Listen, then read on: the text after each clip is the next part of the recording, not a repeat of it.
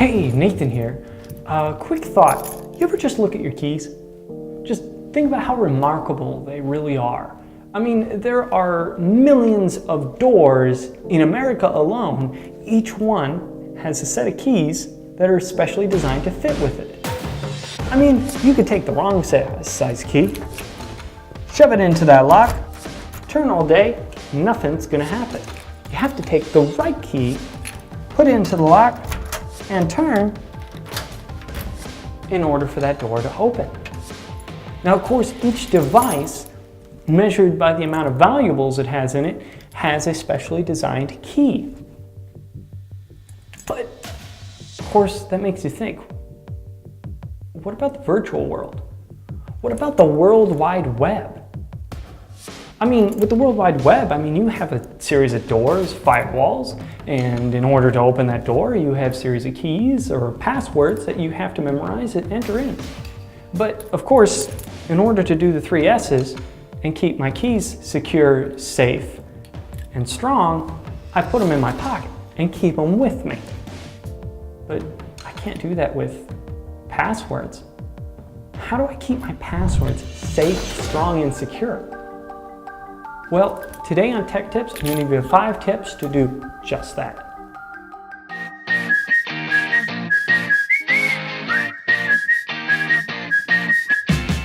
Step 1 is pretty simple.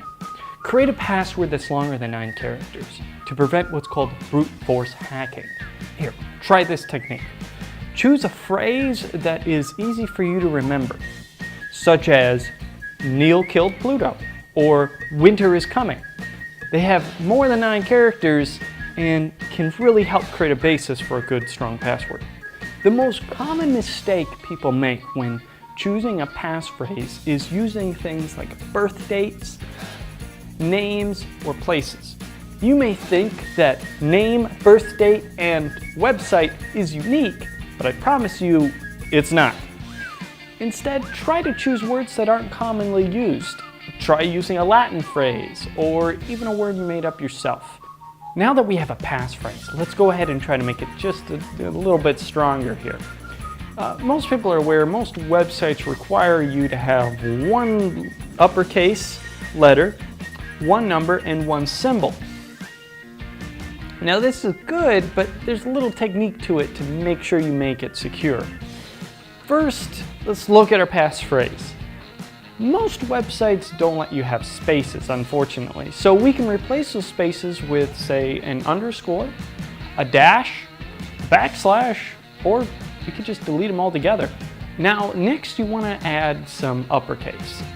Now, try not to always make the first letter of the word your uppercase. Add a couple random uppercases in there. And then, of course, there are numbers. Now, don't use the same mistake I did and make all your I's 1s, your O's 0s, and your E's 3s. This is fairly common, and so instead take the I and make it an 8. Have a nice little strong password now.